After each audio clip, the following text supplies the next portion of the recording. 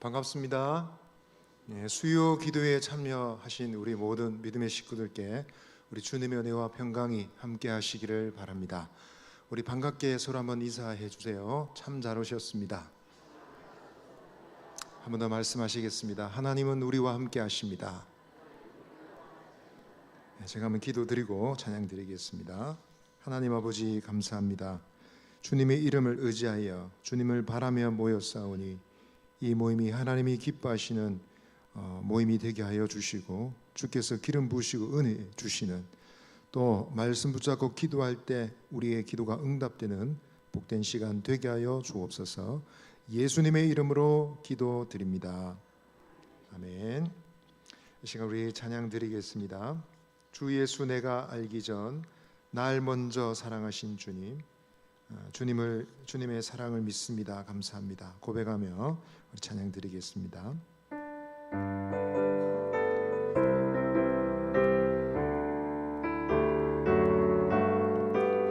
주 예수 내가 알기 전 날 먼저 사랑했네.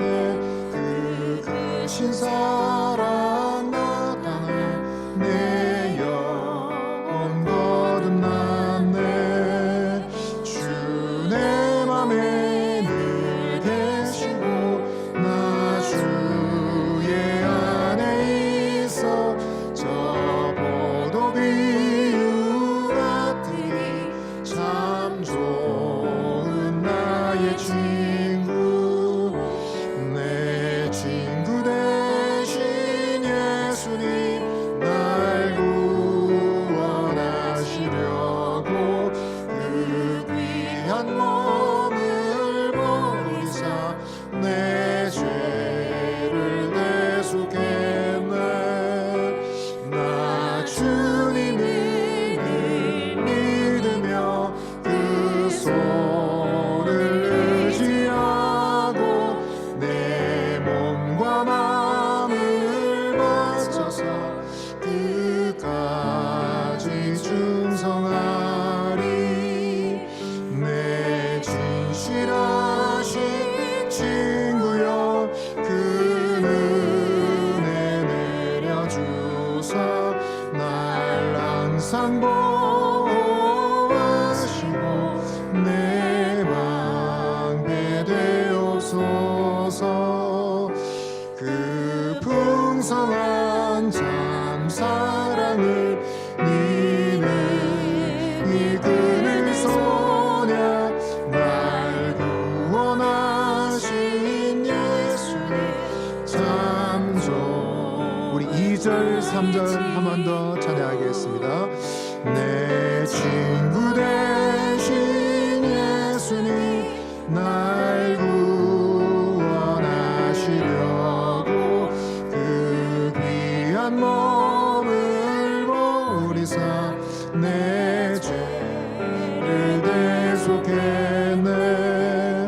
나 주님을 늘 믿으며 그 손을 의지하고 내 몸과 마음을 바쳐서 끝까지 내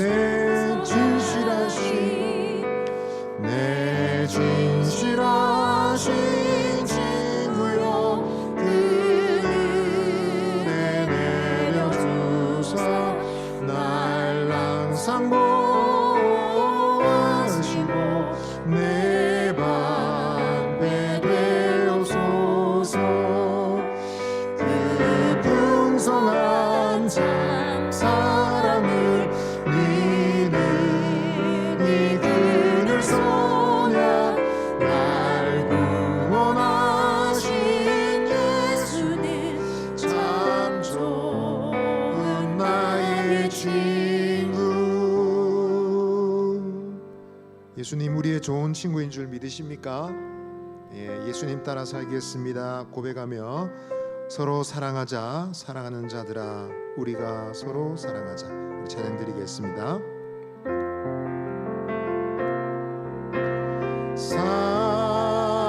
사랑하는 자들아 우리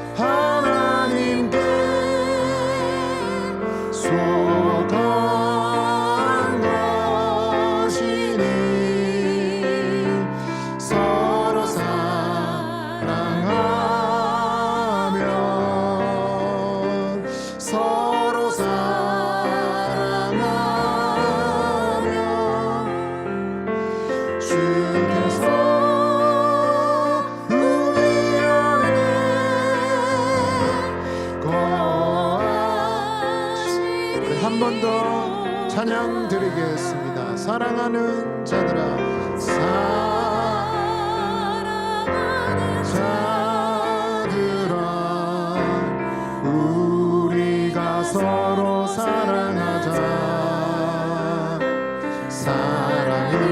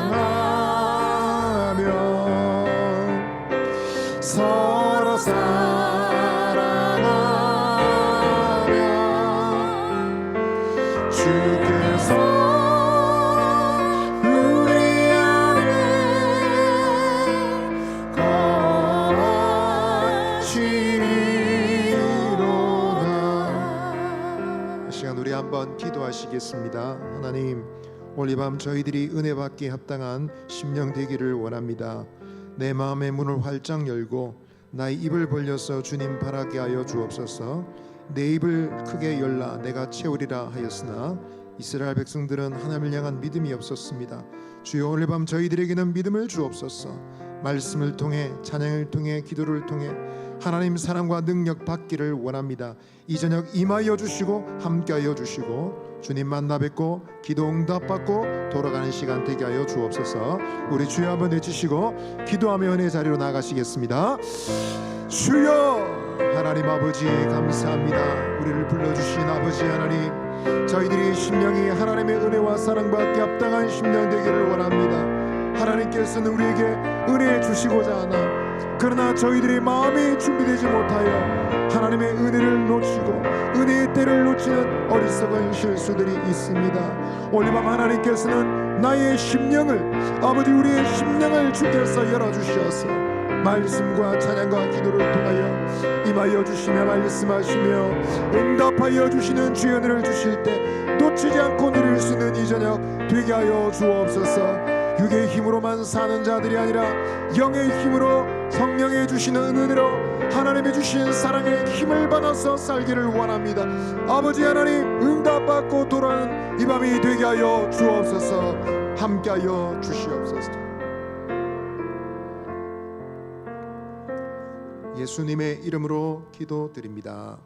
아멘.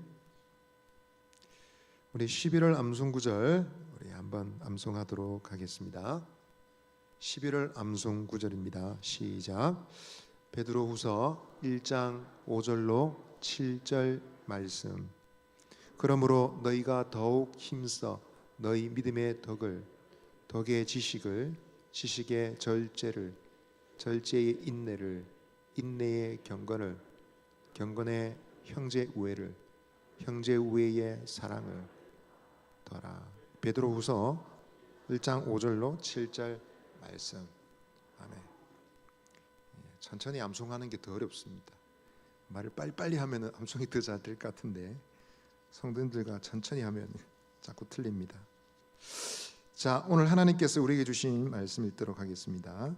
요한일서 2장 7절로 11절 말씀입니다. 요한일서 2장 7절로 11절 말씀 우리 한 절씩 교독하도록 하겠습니다.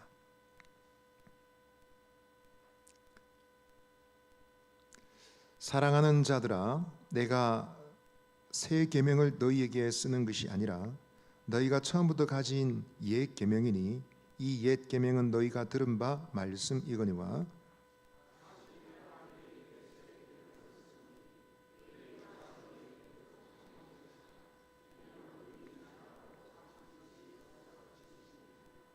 빛 가운데 있다 하면서 그 형제를 미워하는 자는 지금까지 어둠에 있는 자요,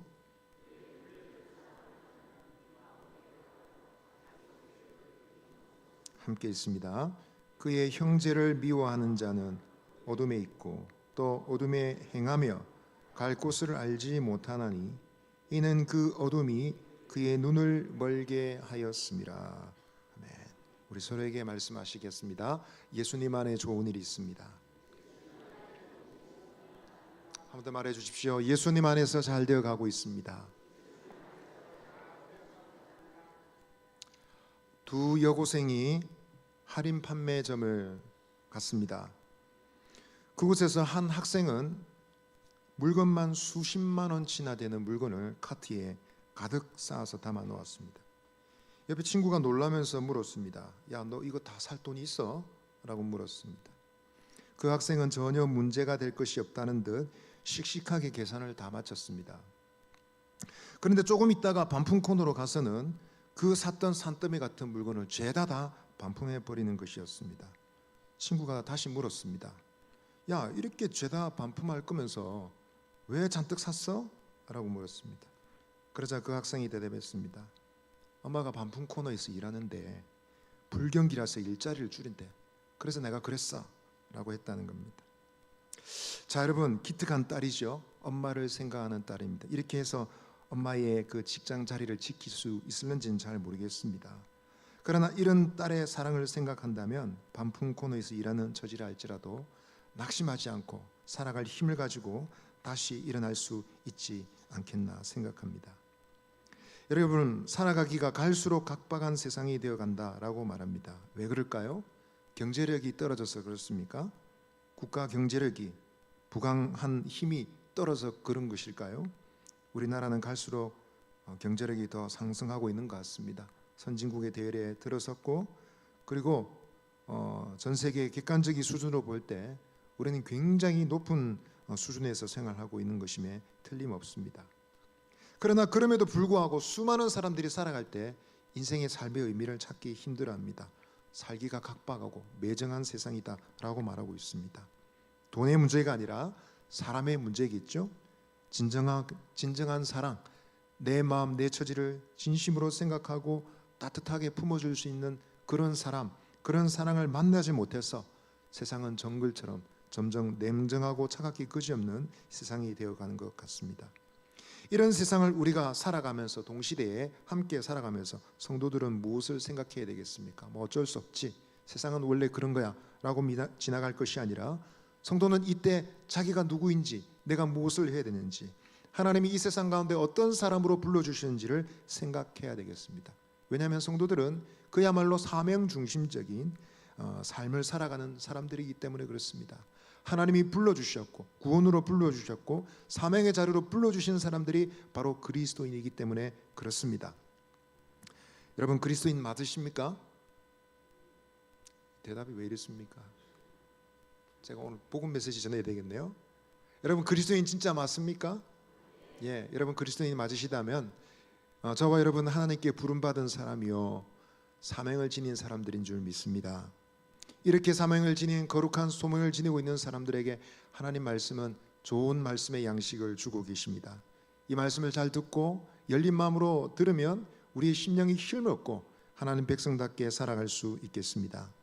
오늘 말씀을 통해서 그리스도인의 새 계명이라는 말씀으로 교훈을 나누고자 합니다. 첫 번째 교훈 한번 따라하시겠습니다. 사랑의 계명은 늘 새롭습니다. 오늘 7절 8절 말씀을 다시 한번 읽어보시겠습니다. 함께 읽겠습니다. 시작. 사랑하는 자들아, 내가 새 계명을 너희에게 쓰는 것이 아니라 너희가 처음부터 가진 옛 계명이니 이 옛 계명은 너희가 들은 바 말씀이거니와 내가 다시 너희에게 새 계명을 쓰노니 그에게와 너희에게도 참된 것이라. 이는 어둠이 지나가고 참빛이 벌써 비침이니라. 아멘. 오늘 말씀에서 약간 어렵게 느껴지는 것은 뭐냐면 계명에 대한 언급입니다. 사도 요한이 전달하고자 하는 이 계명, 설명하고자 하는 계명에 대해서 분명히 그것이 옛 계명이라고 얘기를 했는데 잠시 후에 또다시 그것을 새 계명이라고 얘기합니다. 몇 번을 문장을 읽고 다시 살펴보아도 그 계명을 다른 것을 얘기하는 것은 아닌 것 같은데 왜 옛 계명이라고 했다가 새 계명이라 할까 생각하게 됩니다. 우선 여러분, 여기서 계명은 무엇을 말하는 것일까요? 어떤 계명을 말하는 것일까요? 물론 하나님이 주신 모든 말씀이 다 거룩한 계명입니다. 그러나 이 문맥상 그리고 오늘 분위기에서 이 계명은 이미 사도 요한이 요한복음에서 언급한 바 있는 말씀인 것을 우리가 생각하고 연결할 수 있습니다.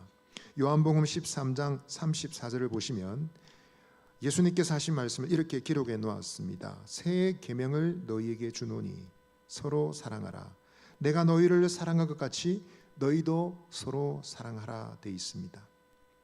그러니까 오늘 본문에서는 명확하게 설명하고 있지 않습니다. 오늘 본문 안에서는 계명이 무엇인지 정확하게 결론을 내리기가 어렵습니다. 그러나 우리가 상식적으로 사도 요한일서, 요한복음 연관지어서 생각할 때 요한복음 13장 34절을 직접적으로 되풀이하고 있다는 사실을 알 수 있습니다.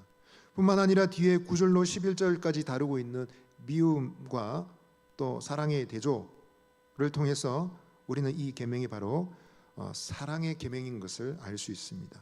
그리스도인들 상호간에 꼭 지키고 나눠야 될 사랑의 계명인 것을 알 수 있습니다. 이런 의미에서 이 계명, 사랑의 계명은 새 계명이 아니고 옛 계명이라는 말씀이 맞습니다. 왜냐하면 이미 구약의 율법에서 사랑을 언급하고 있기 때문에 그렇습니다. 레위기 19장 18절은 이렇게 말하고 있습니다. 같이 한번 읽어보시겠습니다. 시작. 원수를 갚지 말며 동포를 원망하지 말며 내 이웃 사랑하기를 내 자신과 같이 사랑하라. 나는 여호와이니라. 아멘. 맞습니다. 구약 성경에서 이미 언급되었습니다. 내 이웃을 네 몸과 같이 사랑하라 라는 말씀이 분명하게 율법의 말씀에 기록되어 있습니다. 이것을 생각할 때 사랑의 계명은 새 계명이 아닙니다. 옛 계명이라 할 수 있습니다.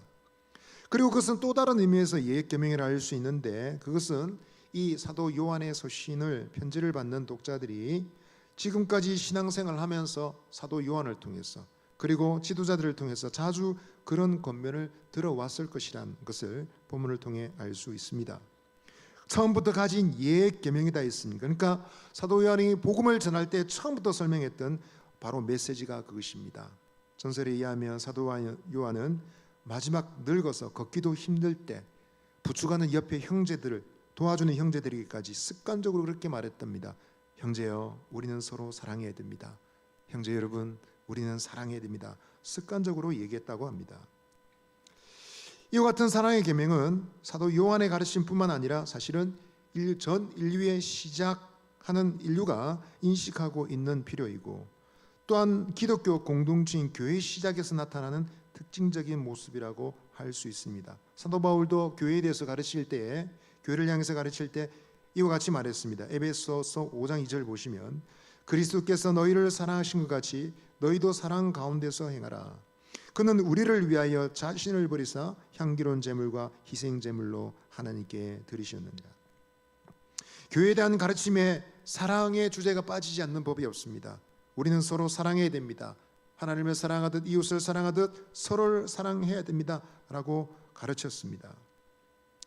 그러나 오늘 본문에서 이 계명이 또한 새 계명이라는 말도 틀리지 않는 표현이라는 사실을 말씀드립니다.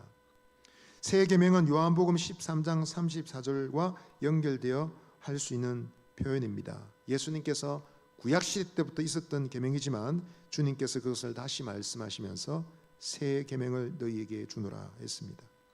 성경은 모든 하나님의 계명이 사랑이라는 계명으로 축약된다고 보고 있습니다. 마태복음 22장 37절 39절에서 율법사의 질문에 예수님이 대답하시면서 말씀하셨습니다. 율법 전체 율법을 이어가자면 두 가지인데, 첫 번째는 네 마음을 다하고 말씀을 좀 보여주세요. 목숨을 다하고 뜻을 다하여 주 너의 하나님을 사랑하라. 두 번째는 내 이웃을 네 자신같이 사랑하라. 이 두 가지가 율법의 강령이다라고 말씀하셨습니다. 구약의 율법의 말씀이 신약의 현장에서 다시 언급되고 있습니다. 예수님께서 그것을 예수님 말로 다시 언급하고 계십니다. 그러면서 새 계명이라고 이름을 붙이셨습니다. 우리는 그 말을 들을 때 이게 무엇이 새로운가? 구약에도 이런 말이 있는 것 같은데 의심이 들 수도 있지만, 그것은 신구약 말씀의 일관된 가르침의 강조이다라는 것입니다. 그러므로 이 새 계명이라는 것은 전에 없던 것이 새로 나왔다라는 것이라기보다는 그 계명의 효력이 계속된다는 것으로 이해될 수 있습니다. 또한 동시에 그와 같은 효력이, 강력하고 지속적인 효력의 이 사랑의 교훈을 받아야 될 만큼 인간의 삶이란 것은 근본적으로 사랑과는 너무도 거리가 먼 처지다는 사실을 알게 해준다라는 것입니다. 여러분, 실제로 한번 생각해 보십시오. 인간의 사회의 현실의 모습을 한번 보십시오. 오늘도 세상은 정신없이 돌아가고 있지만 쉽게 말하면 어떻게 말할 수 있겠습니까? 인간 세상은 사랑이 참 부족한 세상이다 라고 말할 수 있습니다. 설사 사랑이 있다 할지라도 그 사랑의 것은 굉장히 지극히 인간적이고 세속적인 사랑에 지나지 않는다라는 것입니다. 그래서 어느 누군가가 세상에는 세 가지 사랑이 있다라고 그렇게 말했습니다. 첫 번째 사랑은 만약의 사랑이다라는 것입니다. 예를 들어, 말 잘 들으면 아빠가 기호해 주지, 선물 사주면 당신을 사랑하겠어요, 저와 결혼하겠다고 약속하면 당신께 사랑을 바치겠어요, 남편으로서 제 기대에 부응한다면 저도 충실한 아내가 될 겁니다. 조건적인 사랑이죠. 당신이 내한테 이렇게 해주면 내가 이렇게 하겠소 라는 것입니다. 그러나 이 사랑은 조건이 충족되지 못하면 금방 깨어지고 마는 사랑입니다. 이기적이고 무언가를 얻어내기 위한 사랑이다라는 것입니다. 이런 천박한 형태의 사랑은 삼류 영화나 잡지, 소설 등에서 흔히 등장합니다. 내 욕망을 채워준다면 나도 너 사랑할게. 특히 젊은이들이 잘못된 선택을 내릴 때 가지고 있는 사고방식입니다. 때로는 인간 사랑 가운데 가장 순수하던 부모의 사랑까지도 그와 같은 지경이 될 때가 있습니다. 만약의 사랑에 지나지 않는 경우가 있다는 것입니다. 언젠가 도쿄에서는 한 젊은이의 자살을 일간신문이 일면에 크게 보도를 했다고 합니다. 치열한 경쟁을 뚫고 동경대학교에 입시에 합격해서 아버지를 기쁘게 해드리고 싶었던 착한 아들이었습니다. 이 아들은 중학교 시절부터 방과 후 과외를 한 등 매우 열심히 공부했습니다. 그러나 결국 시험에 떨어지고 말았습니다. 아버지를 볼 면목도 없고 실망감도 너무 커서 기분을 떨쳐내고자 친구들과 함께 부근 온천으로 놀러를 갔답니다. 일주일 동안 놀고 나서 집으로 돌아왔는데 집에 돌아오자 성난 아버지와 마주쳤습니다. 아버지가 말했습니다. 시험에 떨어지고 온천까지 가다니 부끄럽지 않느냐 소리를 질렀습니다. 아들이 말했습니다. 하지만 아버지도 기분이 울적하면 온천에 가신다고 말씀하셨잖아요. 아버지는 그 말에는 대꾸도 하지 않고 화가 난 김에 아들을 심하게 때리고 말았습니다. 그날 밤 그 청년은 벽에 붙은 가스 배출구에 있어 전열기로 통하는 고무 튜브를 절단했습니다. 그리고 그 튜브를 입에 넣고 가스를 들이마시고는 자살하고 말았습니다. 신문에서는 자살 이유가 신경쇠약이라고만 보도되었습니다. 아마도 아버지가 그 아들의 가치를 너무 뒤늦게 깨닫게 된 처지를 설명한 것이 아닐까, 이렇게 이해할 수 있습니다. 이처럼 여러분, 만약의 사랑은 그럴싸해 보이지만 그 결과는 굉장히 파괴적이다라는 것입니다. 또 다른 사랑의 형태는 때문의 사랑입니다. 그 사람의 됨됨이나 소용이나 행위 자체 때문에 사랑받는 것입니다. 너무 아름답기 때문에 당신을 사랑합니다. 내게 이렇게 잘해주니까 당신을 사랑합니다. 여느 사람과 달리 인기도 있고 돈도 많고 유명하니까 당신을 사랑해요. 좋은 자동차를 멋진 장소에 데려다 주니까 그래서 당신을 사랑합니다 라는 사랑입니다. 이유가 있는 사랑이죠. 이것은 물론 상대방에게 무엇을 얻어내려고 하는 마냥의 사랑보다는 낫습니다. 그러나 이것도 결국은 별반 다를 바가 없는 사랑입니다. 우리 됨됨이 때문에 우리가 사랑받는 것은 어떨 때는 기분이 좋습니다. 그러나 이런 식으로 계속 사랑을 받으면 점점 불안해질 것입니다. 왜냐하면 우리보다 더 뛰어나고 더 이쁘고 더 잘난 사람이 나타날 것이기 때문에 그렇습니다. 젖먹이 아기는 동생이 생기는 것을 아주 못마땅해 합니다. 태어난 아기를 때리고 발로 밟기도 합니다. 또 인기 있는 소녀는 마을의 새로운 예쁜 소녀를 아주 못마땅해 합니다. 아내는 매력적이고 유능한 여비서를 질투합니다. 여러분, 이런 식의 사랑 도대체 어디에 안정감이 있겠습니까? 성경 요한 1서는 말하기를 완전한 사랑은 두려움을 내어 쫓는다 했습니다. 그렇다면 이런 사랑도 참된 사랑일 수가 없는 것이죠. 그래서 필요한 사랑이 그럼에도 불구하고의 사랑이다라는 것입니다. 한번 따라하시죠. 그럼에도 불구하고의 사랑. 이 사랑은 조건이 달리지도 않고 뭔가 보답을 기대하지도 않습니다. 사랑받는 사람의 매력적인 점 때문에 사랑하는 것도 아닙니다. 어떤 조건 때문에 사랑하는 것이 아닙니다. 그렇기 때문에 세상에 추하고 천한 사람도 이런 사랑을 만나면 얼마든지 사랑받을 수 있는 것입니다. 이런 세상의 필요 때문에 사랑의 계명, 온전한 사랑의 계명이 필요한 것이죠. 만약에 사랑 때문에 사랑이 아니라 그럼에도 불구하고의 사랑의 세상은 목말라 있기 때문에 예수님의 사랑의 계명이 필요한 것입니다. 그래서 예수님의 계명은 새로운 계명이라 할 수 있습니다. 그래서 우리는 그 사랑의 계명을 받을 때 늘 새롭게 받아야 되고 새로운 것으로 이해하고 배워서 훈련해야 됩니다. 사랑의 계명은 그리스도께서 가르쳐 주신 것입니다. 그리고 그분이 몸소 보여주신 것입니다. 그래서 이 사랑은 예수님에게서만 배울 수 있는 것입니다. 그리스도인들조차도 때로는 이런 사랑에 낯섭니다. 심지어 교인들조차도 자신의 인내의 한계를 벗어나면 사랑이 잘 되지 않습니다. 사랑의 등식이 순식간에 끼어집니다. 원수같이 살아갑니다. 그래서 많은 사람들이 사납게 살아갑니다. 그래서 여전히 신자들에게도 이와 같은 사랑의 계명이 새로운 것일 수밖에 없다는 씁쓸한 깨달음을 얻게 됩니다. 믿음의 식구 여러분, 혹시 우리는 이 계명을 이미 잘 알고 있다고 생각하지는 않습니까? 이토록 오래된 계명임에도 불구하고 세상은 아직 온전한 사랑을 잘 모르고 있습니다. 어쩌면 우리도 잘 모르고 있는 것임이 다름이 없습니다.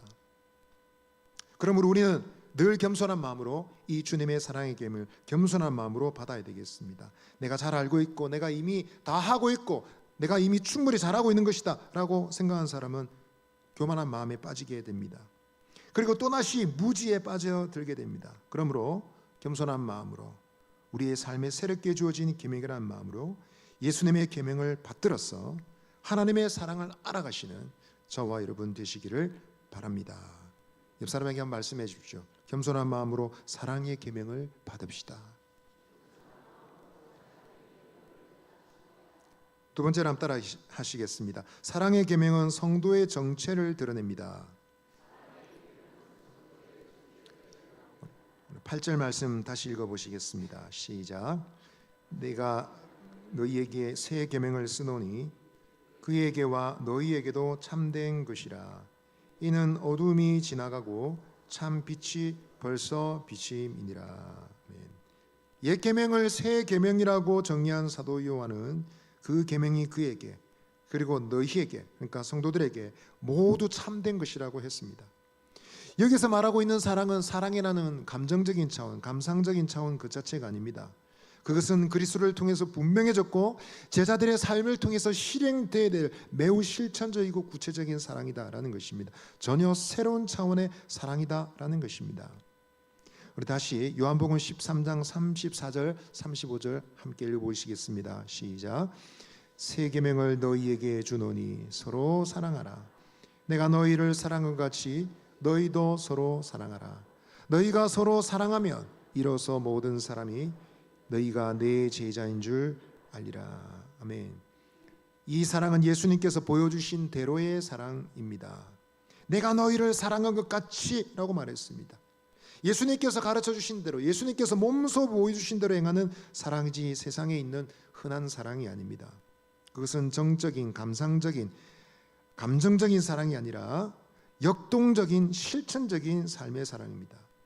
이것은 예수님과 관련되어 있기 때문에 새로운 계명입니다. 나아가서 제자들의 삶 속에서 온전하게 될 필요가 있다는 의미에서 또한 새로운 계명이라 할 수 있습니다. 그런데 이 새 계명을 주시는 이유가 보니 어둠이 지나가고 참빛이 벌써 비치기 때문이라고 말하고 있습니다. 어둠이 지나간다는 것은 수동적인 표현인데 빛이 있기 때문에 어둠이 물러가는 것이겠죠. 그럼 빛이 무엇입니까? 그것은 참빛이다라는 것입니다. 참빛의 비침 때문에 어둠이 물러가게 된다라는 것입니다. 그렇다면 오늘 본문에서 말하고 있는 이 참빛은 또한 무엇을 말하는 것일까요? 요한복음 8장 12절 보시면 예수께서 이렇게 말씀하셨습니다. 나는 세상의 빛이니 나를 따르는 자는 어둠에 다니지 아니하고 생명의 빛을 얻으리라 했습니다. 진정한 빛, 참빛의 정체는 바로 예수 그리스도이십니다.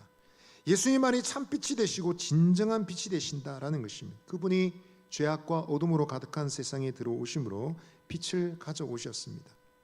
또한 그 빛은 빛의 근원 되신 하나님 아버지로부터 온 빛입니다. 요한일서 1장 5절에 분명히 말했습니다. 곧 하나님은 빛이시라 했습니다. 그분에게는 어둠이 전혀 없다라고 말하면서 하나님이 빛의 근원이 되신다 하셨습니다.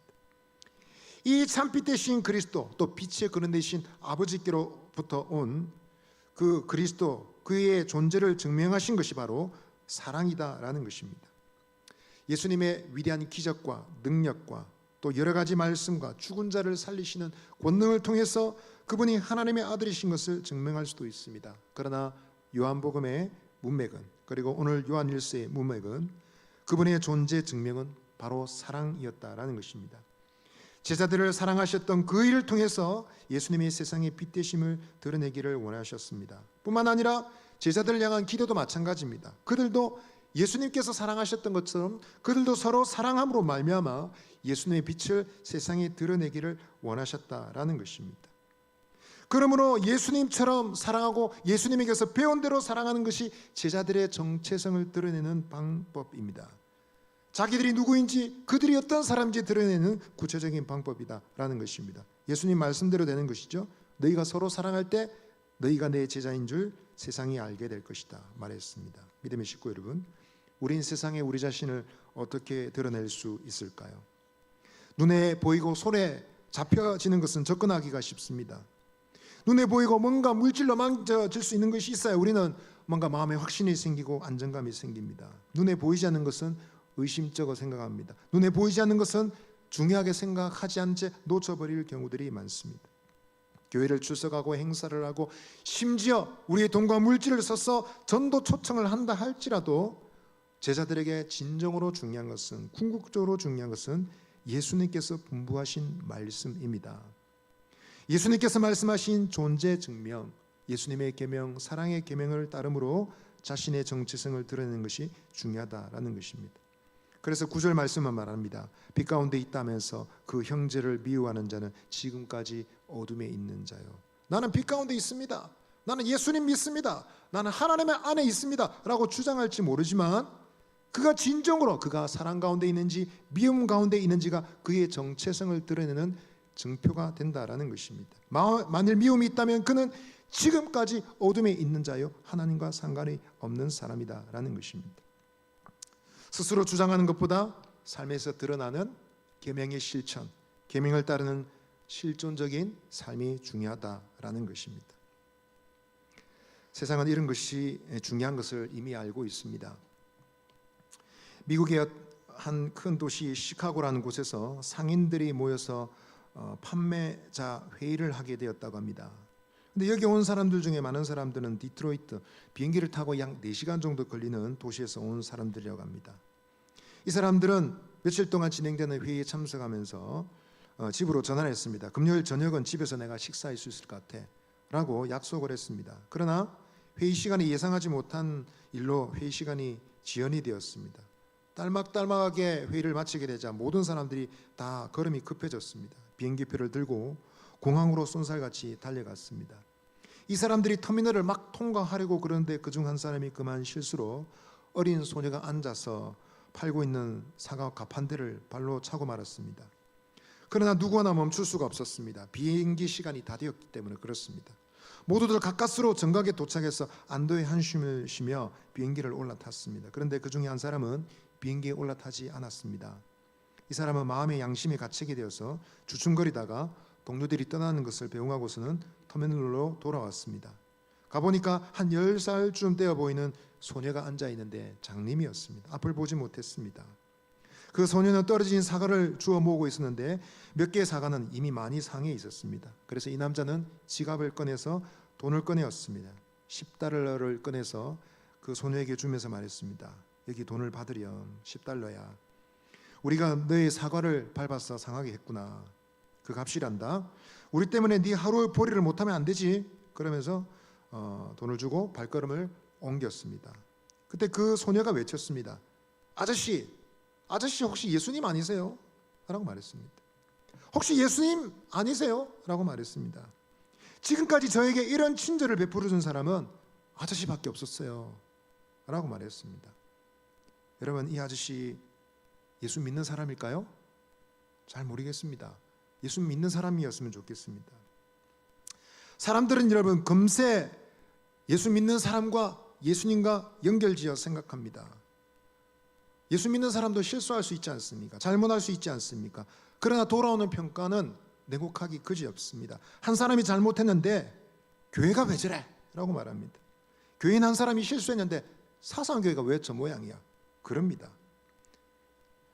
반대도 마찬가지겠죠. 한 사람이 잘하면 예수 믿는 사람들 교회가 괜찮은 것 같아 뭐 그렇게 칭찬할 법도 한데 안 좋은 부정적인 평가가 세상에는 훨씬 더 많은 것 같습니다. 여러분, 이런 것을 생각할 때 우리는 무엇이 정말 중요한지, 무엇이 우리의 정체성을 설명하는지 잘 생각해야 되겠습니다. 물론 우리는 그리스도인으로서 외모도 행동도 반듯하게 해야 되겠습니다. 외모도 잘 가꾸고 첫눈에 보아도 다 괜찮아 보이는 사람이면 좋겠습니다. 그러나 정말 우리가 주의해야 될 것은 주님이 가르쳐 주신 신분 증명 방법입니다. 우리의 신분 증명 방법은 무엇입니까? 사랑의 계명입니다. 예수님이 가르쳐 주신 그 사랑의 계명을 붙잡고 그 사랑의 계명과 씨름할 때 비로소 우리가 예수님의 제자됨이 드러나게 돼 있다라는 것입니다. 이런 말씀은 우리의 마음에 양심의 가책을 느끼게 하는 말씀이죠. 이런 말씀은 쉽게 아멘하기가 쉽지 않습니다. 혹시 이 말씀을 읽으며 들으며 마음에 무거운 짐이 있는 분들은 부족했다면 아직 기회가 남아 있으니 회개하실 수 있기를 바랍니다. 다시 시작할 수 있습니다. 지난날은 실패하고 망가졌다 할지라도 예수님의 계명을 다시 붙잡고 지난날 엉망진창이었으면 예수님 제가 다시 붙잡고 다시 시작해 보겠습니다. 내가 예수 믿는 제자됨의 증명이 하나님 이 계명의 실천을 통해서도 드러날 수 있도록 나를 도와주십시오. 간절한 마음으로 기도하시고 말씀 붙잡고 다시 일어나시는 저와 여러분 되시기를 바랍니다. 옆에 계신 분에게 다시 한번 물어보시기를 바랍니다. 이렇게 한번 말씀해 주세요. 당신은 예수님의 제자입니까? 자, 한 번 더 물어봐 주세요. 당신은 예수님의 제자라고 칭찬 들은 적이 있습니까? 왜 부담스러운 질문을 합니까? 그런 답이 나올 수 있겠는데요. 우리 말씀 붙잡고 용기를 얻으시기를 바랍니다. 마지막으로 한번 따라하겠습니다. 사랑의 계명은 인생 장애물을 제거합니다. 오늘 10절 11절 말씀 다시 읽도록 하겠습니다. 시작. 그의 형제를 사랑하는 자는 빛 가운데 거하여 자기 속에 거리낌이 없으나 그의 형제를 미워하는 자는 어둠에 있고 또 어둠에 행하며 갈 곳을 알지 못하나니 이는 그 어둠이 그의 눈을 멀게 하였습니다. 오늘 10절 말씀에 보니 형제를 사랑하는 자라고 말했습니다. 그의 형제를 사랑하는 자라고 언급하고 있습니다. 그러므로 이 사랑의 계명, 사랑의 연습이란 것은 어디서부터 시작돼야 되겠습니까? 바로 교회 공동체 안에서부터 시작돼야 됩니다. 우리가 교회로 함께 모여 있다는 것은 여기서 사랑의 연습을 하는 것입니다. 여기서 섬김의 연습을 하는 것입니다. 만일 우리가 교회 안에서조차도 실패한다면 세상 어디 가서 승리할 수 있겠습니까? 교회 안에서도 잘 안 되면 밖에서도 잘 안 되게 돼 있습니다. 그래서 우리는 교회 안에서 먼저 사랑의 연습을 해야 되겠습니다. 이와 같이 교회 공동체 내세의 사랑의 계명 준수, 그것을 통해서 우리는 계명의 복과 은혜를 알 수 있습니다. 틀림없이 이와 같은 계명을 따른 자는 좋은 결과가 있을 것을 말씀은 약속하고 있습니다. 그 결과는 무엇입니까? 형제를 사랑하는 자는 어떻게 된다 했습니까? 빛 가운데 거한다 했습니다. 즉 빛이신 하나님과 그 아들 예수 그리스도 안에 거하게 된다. 그분 안에 있고 그분을 드러내는 삶을 살게 된다라고 말하고 있습니다. 사랑의 생활을 통해서 이와 같은 신분이 증명될 수 있는 것입니다. 이에 관하여 요한의 시대에는 영지주의자라는 이단들이 있었습니다. 그들이 주장하는 바 예수 믿는 믿음이란 것은 일종의 지식이라고 주장했습니다. 믿음이 뭐냐? 아주 심오하고 대단한 지식을 가지는 것이다. 아니면 영적인 체험을 하고 영적인 어떤 심오하고 놀라운 경험을 해서 지식을 가지는 것이다 라고 주장했습니다. 그럴싸하게 들리지만 그러나 그들의 문제는 윤리 도덕의 문제였습니다. 지식과 영적에 치우친 나머지 몸으로 삶으로 살아야 될 책임을 부정했던 사람들입니다. 그래서 많은 도덕적이고 윤리적인 비리들이 그 집단에서 많이 일어났습니다. 그것을 잘 알고 있는 사도 요한은 오늘 요한일서에서 계속해서 말하고 있습니다. 우리가 예수님을 안다 하면 그의 계명을 지켜야 된다. 예수님을 믿는다 하면 그 믿음이란 것은 계명을 지키는 것이다 라고 시종일관 강조하고 있는 것입니다. 이와 같이 사랑의 계명을 지킬 때 우리는 진정으로 하나님의 빛, 그리스도의 빛 가운데 거하게 된다라는 것입니다. 또한 이 사랑의 계명을 지킨 자들의 복에 대해서 말할 때 이 빛 가운데 거하는 자들은 자기 속에 거리낌이 없다라고 말하고 있습니다. 오늘 보면서 말하고 있는 이 거리낌이라는 것은 우리가 생각할 때 마음에 싫어하는 마음, 이런 느낌으로 이해를 하시는데요, 이 원어는 덫이란 뜻입니다. 걸림돌이란 뜻입니다. 그러니까 이 빛 가운데 거하는 사랑하는 자들은, 빛 가운데 거하는 자들은 자기 속에 거리낌이 없다라고 말했습니다. 반대로 마음속에 미움이 있는 사람들은 어둠에 있고 어둠에 행하며 어디로 갈지 모른다. 가다가 돌불에 걸려서 사정없이 넘어져서 다칠 수 있다라는 것입니다. 그래서 그 의미를 살려서 설명한다면 그의 형제를 사랑하는 자마다 빛 가운데 거한다. 그리고 빛 가운데 있기 때문에 그는 자신이 어디로 가고 있는지 알 수 있으며, 그러므로 유혹에 넘어지는 것을 피할 수 있고 그 결과 다른 사람들을 넘어지게 하는 것을 막을 수 있다라고 설명할 수 있습니다. 그러나 이와 반대로 미움하는 사람들은 어둠에 있다는 것이죠. 요한복음에서는 이와 같은 어둠의 이미지를 한 인물에게 대조시켜서 설명하고 있는데요, 바로 가롯 유다입니다. 요한복음 13장 30절 보시면 유다가 그 조각을 받고 나가니 밤이라. 최후의 만찬 자리에서 떡 조각을 받고 밖으로 나가버렸습니다. 그랬더니 그 시각이 밤이라고 그랬습니다. 시간만 밤이 아니라 그에 있는 영혼의 상태가 어둠이고 밤이란 것이죠. 그러나 같은 13장에서 대조해서 요한은 자신을 설명하고 있습니다. 요한복음 13장 23절에 예수의 제자 중 하나 곧 그가 사랑하신 자가 예수의 품에 의지하여 누웠는지라. 한 제자는 밖으로 튀어나가 버렸지만 한 제자는 사랑하신 예수님 품에 의지하여 안겨 있습니다. 사실은 둘 다 주님을 배신하기나 마찬가지였다고 할 수 있습니다. 그러나 한 사람은 그릇된 선택을 하고 말았습니다. 그러나 한 사람은 주님의 용서하심의 은혜를 받고 그의 직책을 회복했습니다. 그래서 사랑받고 사랑한 제자는 두고두고 사랑의 사도가 된 것입니다. 이처럼 그 마음속에 사랑이 있는 자는 예수님의 사랑으로 말미암아 인생의 덫을 제거하고 걸림돌을 제거하고 열린 길로 걸어갈 수 있게 되는 것입니다. 그래서 인생의 탄탄대를 열어낸 것은 바로 예수님의 사랑이라는 것입니다. 영국 위대한 선교사인 허더슨 테일러가 중국 대륙 전도의 책임자로 있을 때 가끔 선교사 후보생들을 면접하는 면접관 노릇을 했습니다. 한 번은 그 후보생들을 향해 질문했습니다. 왜 당신은 선교사로 가려고 합니까? 그러자 어떤 후보자는 말했습니다. 저는 예수님께서 우리에게 전 세계에 나가서 복음을 전하라고 명령하셨기 때문에 가기를 원합니다 라고 대답했습니다. 또 다른 사람에게 물었더니 그 사람이 이렇게 말했습니다. 지금 수백만의 사람들이 그리스도 밖에서 타락하고 있기 때문에 지금 제가 선교사 나가야 됩니다 라고 대답했다는 것입니다. 그때 허더슨 텔러는 말했습니다. 맞습니다. 당신들의 말한 모든 동기들은 다 좋은 것이긴 합니다. 그러나 시험과 시련 그리고 고생, 심지어 죽음의 순간을 당할 때 그것은 아마도 당신을 구하지 못할 것입니다. 오직 단 한 가지 동기가 당신을 어려움 시험과 시련에서 견디게 하고 건질 수 있는데 그것은 바로 그리스도의 사랑입니다 라고 대답했다는 것입니다.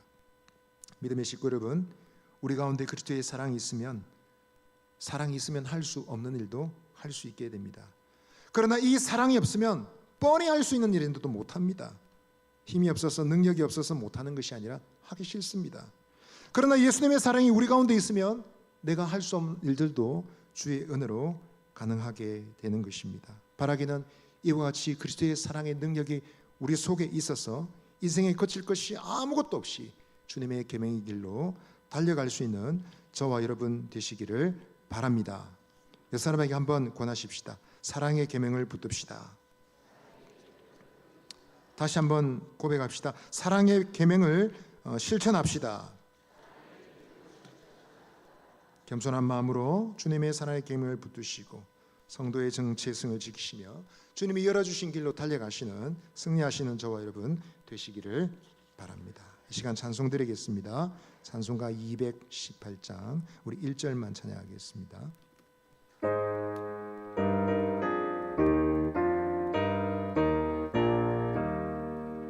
내 맘과 정성을 다하여서 주 너의 하나님을 사랑하라.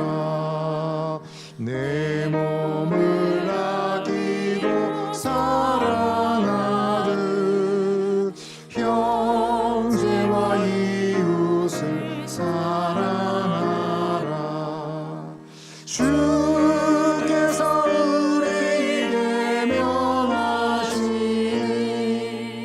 그 명령 따라서 살아가리. 시간 말씀 생각하며 한번 기도하겠습니다.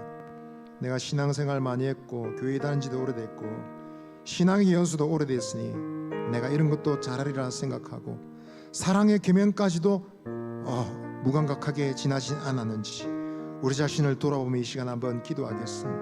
하나님, 언제나 이것은 새로운 계명인 줄 믿습니다. 이미 알고 있기 때문에, 이미 내가 한번 해봤기 때문에 옛 계명이 아니라 아직 나는 완성되지 않았고 아직 내게도 부족함이 있기 때문에 아직도 세상은 진정한 사랑을 경험하지 못했기 때문에 하나님, 사랑의 계명은 여전히 새로운 계명입니다.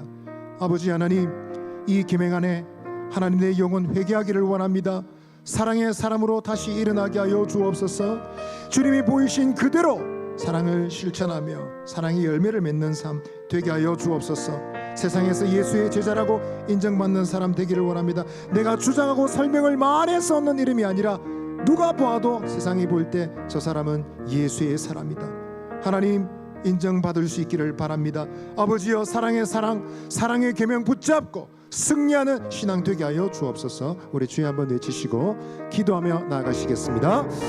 주여, 하나님 아버지, 이 소중한 주님의 계명을 붙잡고 믿음으로 살아가기를 원합니다. 이미 알고 이미 배운 바가 있고 많은 시간 설교를 들었기 때문에 알고 있는 옛 계명이 아니라 아직도 완성되지 않은, 아직도 세상엔 다 채워지지 않은 부족함이 있는 계명이기에 이것은 새로운 계명일 수밖에 없습니다. 낡은 마음을 제거하여 주시고 겸손한 마음으로 주의 계명을 붙잡게 하여 주옵소서. 지나간 과거를 생각하니 부끄럽고 온전하지 못한 내 삶을 생각하니 안타깝습니다. 이 시간 주의 은혜로 나를 붙잡아 주시고 계명 안에서 온전한 믿음의 자리로 성장할 수 있도록 인도하여 주옵소서. 하나님이 믿음으로 말미암아 내가 예수의 제자됨이, 내가 하나님의 자녀됨이 드러나기를 소원합니다. 아버지 하나님, 주님의 영광이 드러나는 통로로 쓰임받는 사람 되게 하여 주시옵소서. 되게 하여 주시옵소서. 우리 시간 교회를 위해서 기도하겠습니다. 하나님, 우리 사랑의 교회, 사상교회가 사랑의 교회가 되게 하여 주옵소서. 주님의 사랑이 열매를 맺는 교회가 되게 하여 주옵소서. 하나님, 우리 능력을 키우고 힘을 키우고 더 화려하게 더 멋지게 꾸미는 일에 하나님 마음에 쏠리는 것이 아니라 예수님을 찬란하게, 그분의 이름을 훌륭하게 드러내는 일을 위하여 하나님 전심을 다하기를 원합니다. 사랑의 열매 맺는 우리 사상교회가 되게 하여 주옵소서. 기도하시길 바랍니다. 비전관 건축공사 이제 시작이 되었습니다. 하나님 은혜 주시고 과정마다 주께서 복 주셔서 주의 은혜로 형통한 공사가 되게 하여 주옵소서. 하나님, 우리 교회 모임마다 주께서 임하여 주옵소서. 모든 예배 모임에 그리고 11월 행사에도 은혜 주옵소서. 기간별 성경 암송 특별 새벽 기도에 하나님 모일 때마다 은혜 주시옵소서. 그리고 또 기도하실 때 하나님 많은 새신자들 우리에게 붙여주셔서 감사합니다. 예수의 사랑을 실천할 때 저들도 예수님을 알게 되는 은혜가 임하게 해주시고 교회 내 정착하게 해주시옵소서. 우리 교회를 위해서, 비전관 건축을 위해서, 11월 행사를 위해서, 새신자를 위해서 이 시간 주여 한번 내주시고 기도하시겠습니다. 주여, 하나님 아버지여, 이 시간에 기도합니다. 아버지 하나님, 주님께서 세우신 우리 교회 사상교회를 하나님 붙잡아 주시고 사랑의 교회 되기를 원합니다. 사랑의 열매 맺는 교회 되기를 원합니다. 힘이나 능력이나 아버지 화려함이 아니라 그리스도의 사랑이 충만하여 예수님의 사랑을 드러내려 열매 맺는 하나님 교회가 되게 하여 주옵소서. 일의 증거가 있기를 바라오며 비로소 너희가 내 제자인 줄 세상이 알게 되리라 하신 말씀대로 우리가 예수의 제자됨이 드러날 수 있도록 주님께서 은혜를 베풀어 주시기를 간절히 기도드립니다. 11월에 많은 행사 있습니다. 예배로 모일 때마다 행사마다 주께서 은혜 베풀어 주시고 하나님의 한량한 은혜가 가득하게 하여 주어 비전관 건축 공사에도 주님께서 함께 하시며 은혜로 하나님 충만케 하여 주시옵고 하나님의 긍휼과 사랑이 가득한 주의 은혜로 영통한 공사가 되게 하여 주옵소서. 새 가족을 붙여주셔 감사를 드립니다. 그들도 예수의 사랑이 필요한 줄 믿습니다. 교회의 사랑을 받고 하나님 사랑 예수님의 사랑 받고 그들이 교회 안에 정착하며 뿌리 내릴 수 있도록 은혜를 더하여 주시옵소서. 우리 마지막으로 기도하시겠습니다. 오늘 저녁 우리 각자 가져온 개인적 기도 제목 주님께 드리겠습니다. 우리 집안에 있는 문제들 어려움들 하나님 받아주시고 응답하여 주시고 응답될 때 하나님 영광 나타나게 하여 주옵소서. 우리 믿음의 식구들을 위해서도 기도해 주십시오. 병든 우리 지체들을 위해서도 기도해 주십시오. 하나님 고쳐주시고 치료하여 주옵소서. 간절히 기도해 주시기 바랍니다. 이 시간 주여 한번 크게 외치고 자유롭게 기도하고 돌아가시겠습니다. 주여 하나님 아버지 감사합니다. 오늘 저녁 주의 은혜를 믿으며 우리의 개인의 기도 제목 주께 드리며 이 시간 나아갑니다. 하나님 가지고 있는 기도가 주 안에 연락되고 응답되기를 원합니다. 변화되기를 원합니다. 중심이 달라지기를 원합니다. 아버지 하나님 열매 있는 신앙 되기를 원합니다. 예수의 사람 그리스도의 제자로 살기를 원합니다. 내 힘으로는 가능하지 않습니다. 주님께서 은혜 주실 때 주의 은혜로 말미암아 승리케 하여 주옵소서. 병든 가운데 질병 가운데 고통받는 믿음의 형제들이 있습니다. 하나님 은혜 베풀어 주시고 만져주시고 치료하여 주시고 주의 은혜가 그들의 가정의 개인의 삶에 임하게 하여 주옵소서. 오늘 밤 아버지 기도할 때 응답받고 돌아가는 시간 되게 하여 주옵소서.